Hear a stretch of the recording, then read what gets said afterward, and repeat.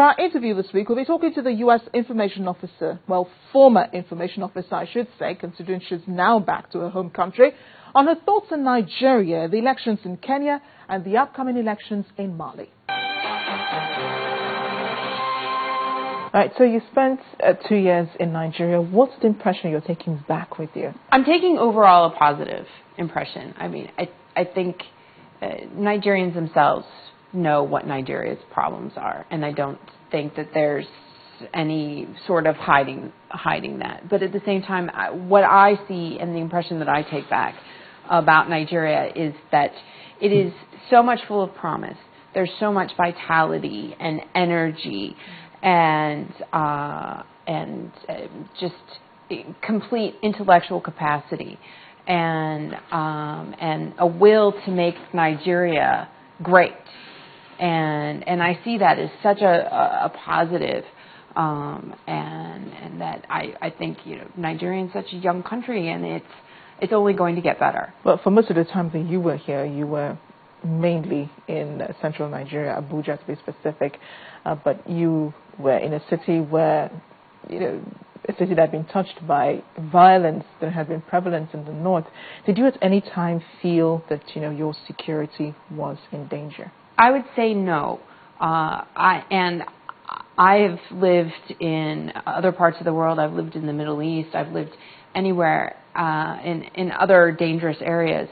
And I would say that within Nigeria, no, I myself personally never felt that I was in danger or at risk. And you're right.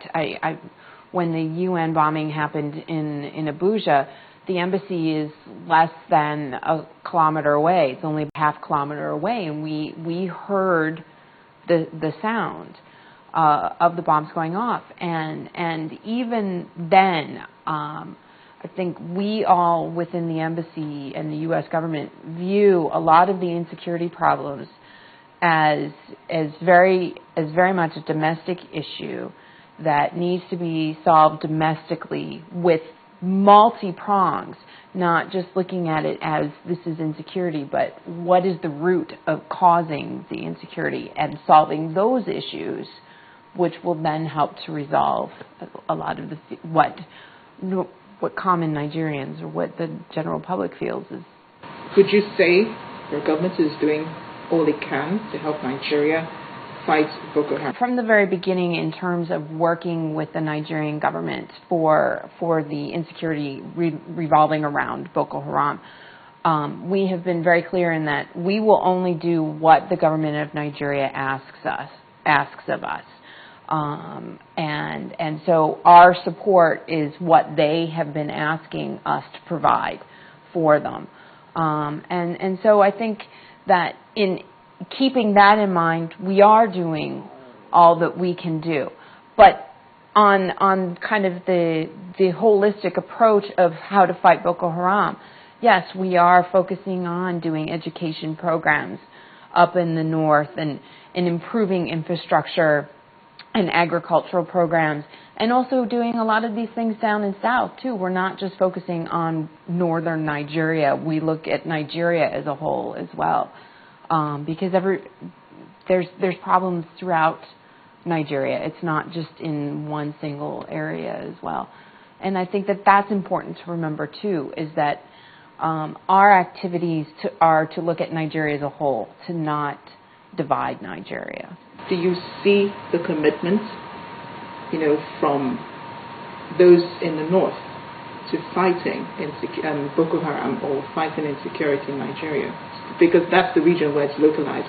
Right, you're correct on that. And I think that the ambassador has been very clear in calling on the government of Nigeria to make sure that whatever they do is a holistic approach to countering the threat by Boko Haram, and that you can't just throw one thing at it and think that that's going to solve the problems. There's many problems that have caused this issue and this insecurity, and that it's important for the government to be solving all of those problems or working to solve all those problems, not just one. And let's talk about one of the problems that you mentioned. President Goodluck Jonathan granted presidential pardon to some politicians, controversial though, but they're politicians anyway.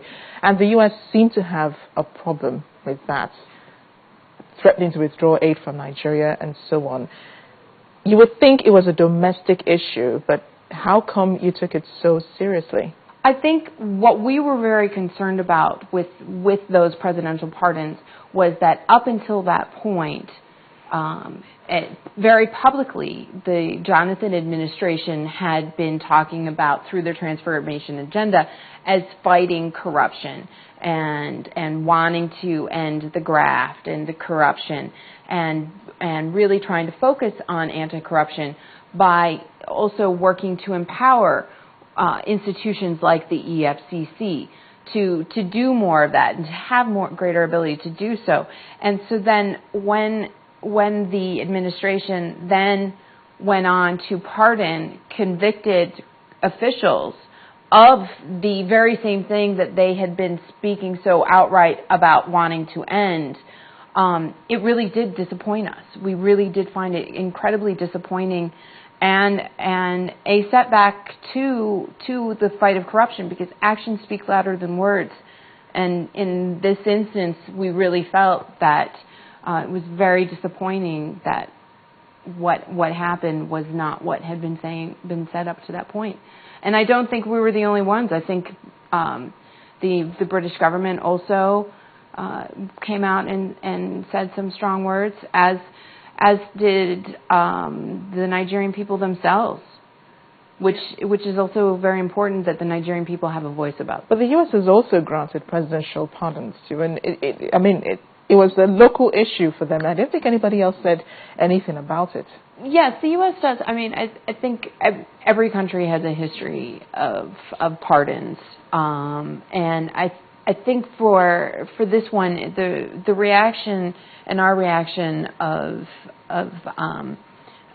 considering the pardons as a setback for the fight against corruption is that what surprised us so much is that up until that point, under the transformation agenda of President Jonathan, the folks had been so much on fighting corruption and anti-corruption, and then to go ahead and pardon people who had been convicted of corruption is what we found to be so shocking about this, and why our response was considering it a setback for fighting corruption itself, and disappointing on the part of the Nigerian government for the pardons. Kenyans held elections in March, and U.S. President Barack Obama had said a few weeks before that the U.S. had no particular candidate in mind. They urged free and fair elections in Kenya, urged Kenyans to take hold of the political future and so on. But in the end, Uhuru Kenyatta, who's wanted by the ICC for post-election violence in 2007, won the elections. Was the U.S. disappointed at the Kenyan choice? I think the more important question is not so much were we disappointed in the candidate who ended up winning, but do we consider that those elections in Kenya were credible and free and fair? And I think at this point the American government does consider that they were credible elections, and